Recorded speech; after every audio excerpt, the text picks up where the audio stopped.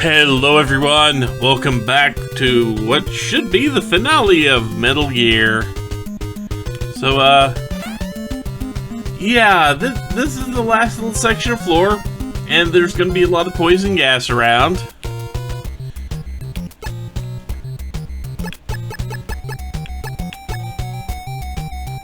Like right here, there's poison gas. Now, this door right here, it opens up with card 8. There is only a pit trap waiting for you inside that room. Needless to say, you don't want to go there.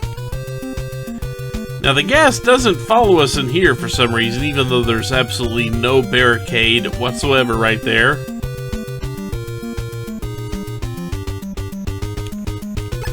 But yeah, if we'd gone in that other door, it would have taken us into that little room you see down there.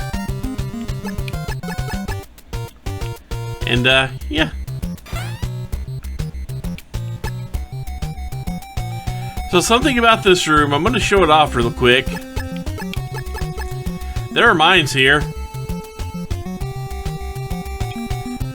Yeah, you get to see it real quick because if you have your detector out, you're still going to take damage from the gas.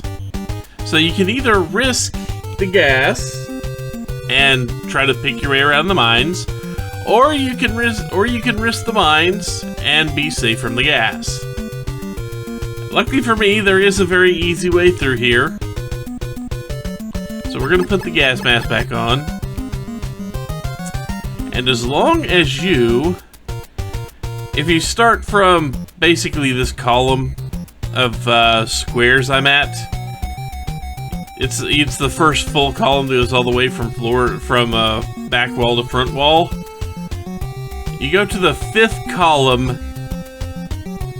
or you go to 4 columns over to the right from here. 2, 3, 4, 5. And if you are lined up just so, you clear all the mines. Sadly, we still have a key card to get here, and an electrified floor with no panel. This is fine.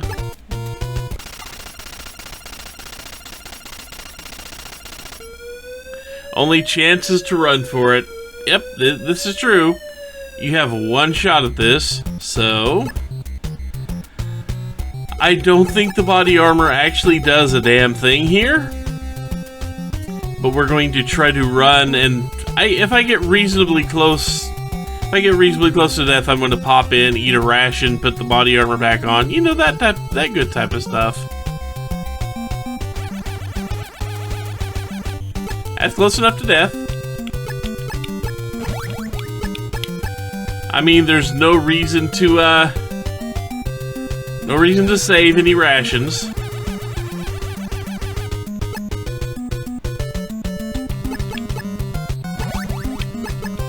But we're going to put the armor back on because in this room, right up ahead, is, well, it's what we've been looking for.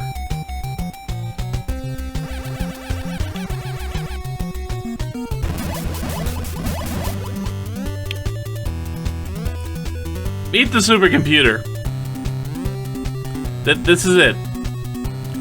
Now, if we hadn't rescued Ellen, then talked to Dr. Petrovich to learn that this thing has a weakness, it would be completely invincible right now. But since we actually did bother to learn the weakness,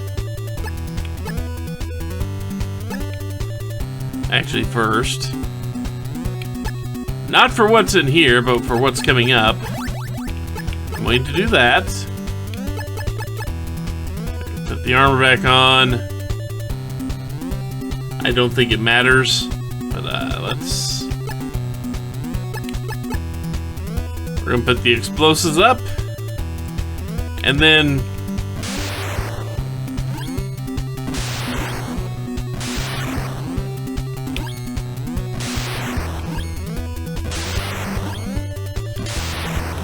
remember, it takes 16 of these. So yeah, if you were not a 4-star, You cannot do this.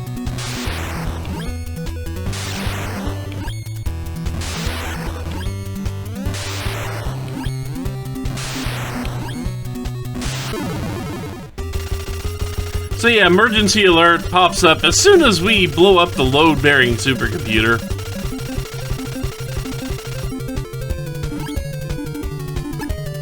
Even though I laid down an extra one, which isn't going to help me in the least. I am going to pull out the rocket launcher. I think you can see where this is going. But anyway, we only have so long before we get blown up. And we're gonna get talked at. I cannot move this text along. Not only am I the Foxhounder Supreme Commander, Big Boss, but I've been the leader of the enemy fortress too. As a new and inexperienced member of our team, you were supposed to be tricked into carrying false information. You accomplished too much, Solid Snake. You were too good. Don't think you can kill me so easily. Come and try. If I'm going to die, you're coming with me. Thankfully, the timer's paused for that speech. And we get a call.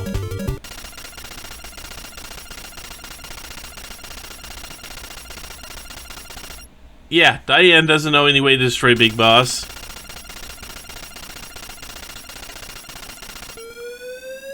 And there was apparently supposed to be some type of romantic thing here. Yeah. Anyway.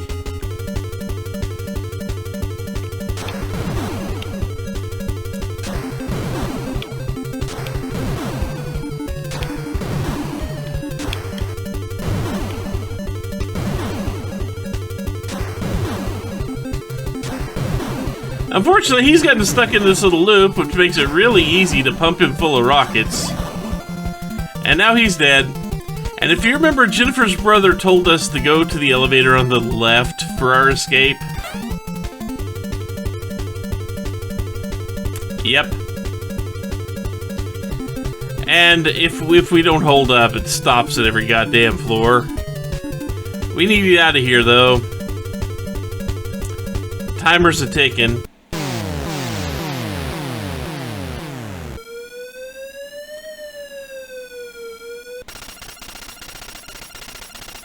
So let's enjoy the credits. See, I'm going to shut up now. I'm just going to turn off the mic. I'll turn it back on once we get done for one more thing we need to do. But I'll be back after credits are over.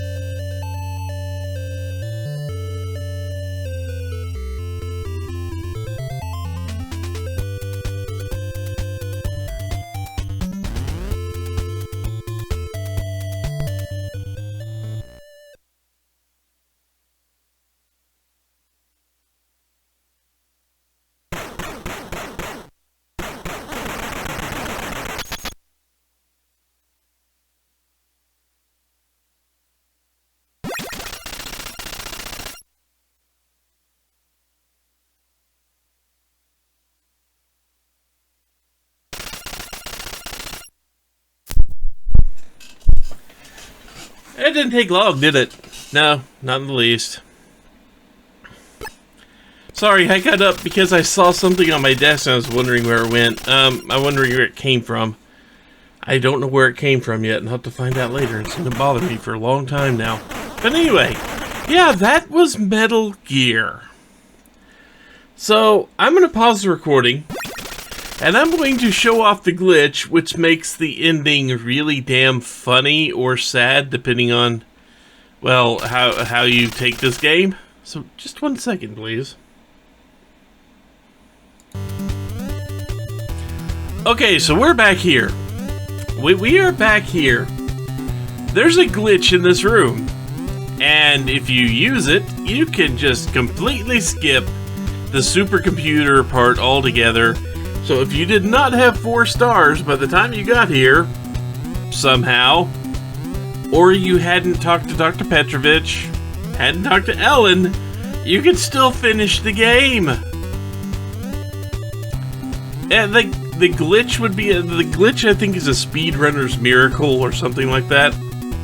But anyway, let's go ahead, and just because there's no reason not to, we're going to equip the rocket launcher because we still have to fight Big Boss, but we get to skip the supercomputer. Basically, we're going to leave the room, we're going to go back in and immediately press right on the controller. Somehow, there's just the field to transition into the next screen is hidden down there, right next to the door. So I hold right, and yeah, we're here now.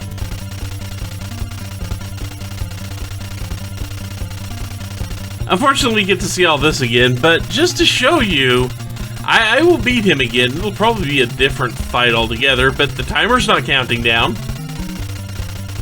The timer is not counting down. We got right into here. Didn't have to bother with the timer.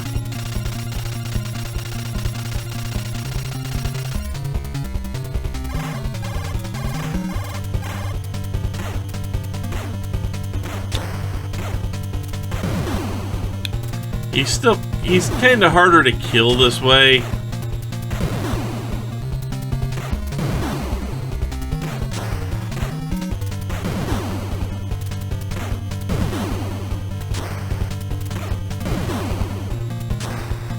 If you fire your rocket when he lands on the bottom in this pattern, you should hit him from here.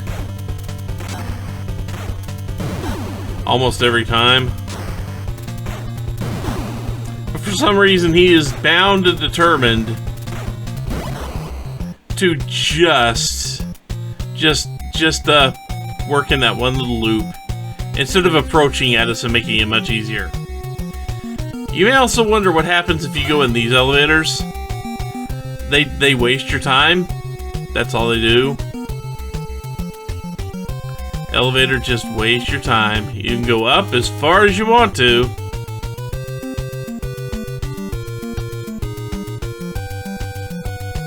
But it's gonna loop. You notice that nice long black screen, all it does is loop. And that would waste your time. Now, what happened? Well, what would happen to you if you were taking on Big Boss and you couldn't get it? You couldn't hit him with the rocket launcher enough, and it took you a very long time to beat him. Now, this is the one point in time the cigarettes actually come into use.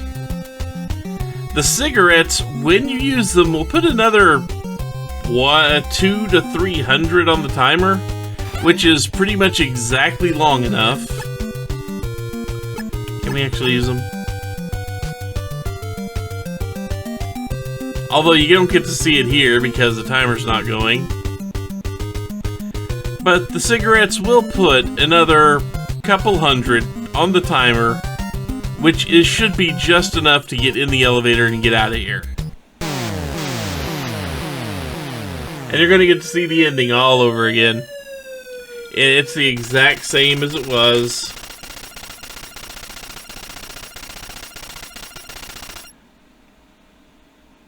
We'll just let it run again.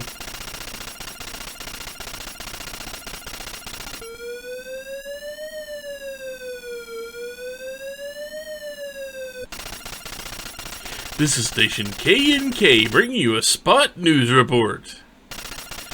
Today at dawn, there was apparently a large-scale earth tremor in the region of Galsburg, South Africa. This is your computer speaking. Here are the creators of your Metal Gear game.